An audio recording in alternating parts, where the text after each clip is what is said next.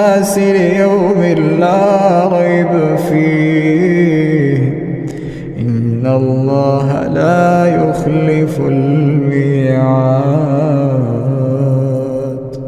إن الذين كفروا لن تغني عنهم أموالهم ولا أولادهم من الله شيئا وأولئك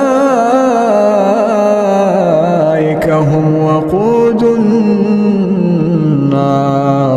كدأب آل فرعون والذين من قبلهم كذبوا بآياتنا فأخذهم الله بذنوبهم والله شديد العقاب. قل للذين كفروا ستغلبون وتحشرون إلى جهنم